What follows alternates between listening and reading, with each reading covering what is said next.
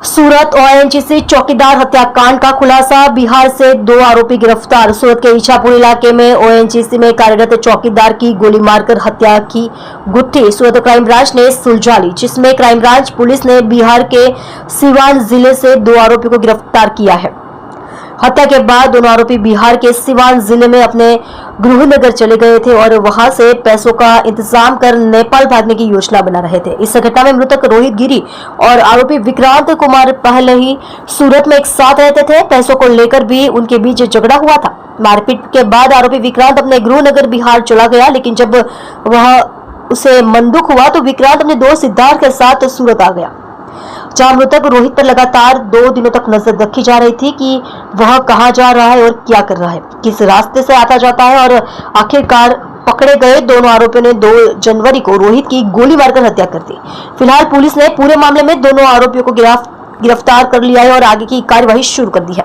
आप देख रहे हो यश दर्शन न्यूज चैनल, संपादक मुकेश पाटिल के साथ। બીજી જાન્યુઆરીએ વહેલી સવારે 6 વાગે ભાટપોર ગામમાં મહિન્દ્રાના વર્કશોપની પાછળ એક રોહિતગીરી મકસદગીરી નામના એક ઓએનજીસીના સિક્યુરિટી ગાર્ડના પેટમાં છરી મારી અને હત્યા કરવાની એક ડેડ બોડી મળી આવેલી વહેલી સવારે।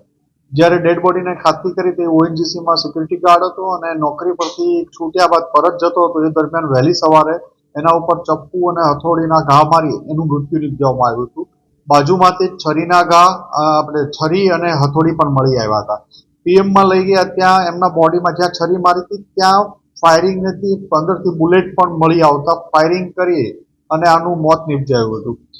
અને આ બનાવ બન્યા પછી ક્રાઇમ બ્રાન્ચની અલગ અલગ ટીમો છેલ્લા 10 દિવસથી સખત આ કેસમાં મહેનત કરી રહી હતી।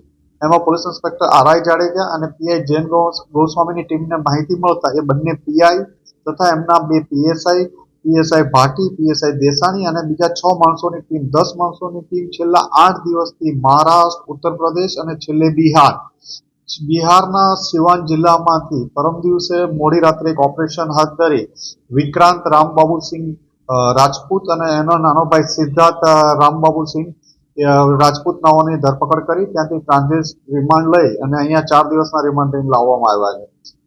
આ લોકો ત્યાંથી નેપાળ ભાગવાની ફિરાકમાં પણ હતા કે પૈસાની થોડી વ્યવસ્થા કરી અને નેપાળ ત્યાંથી જતા રહેવાના પ્લાનમાં હતા, પણ ક્રાઇમ બ્રાન્ચની ટીમે એને બંનેને શિવાનથી દબોચી લીધા અને પકડી ટ્રાન્ઝિટ રિમાન્ડ લઈને અહીંયા લાવ્યા। આ ઓપરેશનમાં 4.5-5 દિવસ સુધી ક્રાઇમ બ્રાન્ચના બંને પીઆઈ અને પીએસઆઈની ટીમો સતત સિવાન જિલ્લાનું ખૂબ નાનું એવું ગામ હતું અને ત્યાંથી આરોપી પકડવા ખૂબ મહેનતવાળું કામ હતું અને છટકી ન જાય એ ધ્યાન રાખી અને વોચ કરી અને એમને પકડવામાં આવ્યા હતા। આમાં વિક્રાંત અને એનો ભાઈ સિદ્ધાર્થ સુરતમાં જાન્યુઆરી 2024 પહેલા રહેતા હતા, ત્યારે આની સાથે જે મરણ જનાર છે એની સાથે ઓએનજીસીમાં સિક્યુરિટી ગાર્ડ તરીકે બંને સાથે નોકરી કરતા હતા।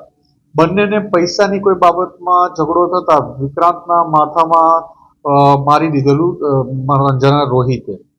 આ બાબતે 1 વર્ષ સુધી એને સતત મગજમાં આ રાખી આ બંને ઇસમો બંને ભાઈઓ એક ત્રીજા ઇસમને સાથે અહીંયા સુરત લાવી 3-4 દિવસ સુધી રેકી કરી, અહીંથી એક બાઇકની ચોરી કરી અને બાઇકની ચોરી કર્યા બાદ આને ચપ્પુ અને ફાયરિંગ કરી નિપજાવી દીધો। પહેલા એક ગોળી પેટમાં મારી, પછી પિસ્તલ લોડ ન થઈ ફરીથી તો એને ચપ્પુથી એટલો ગુસ્સો એના ઉપર હતો કે અશક્ય ચપ્પુના ઘા મારી એનું મોત નિપજાયું હતું। આ બંનેને પકડી આગળની કાર્યવાહી માટે ઈચ્છાપુર પોલીસ સ્ટેશને સોંપવાની તજવીજ ચાલુ કરી।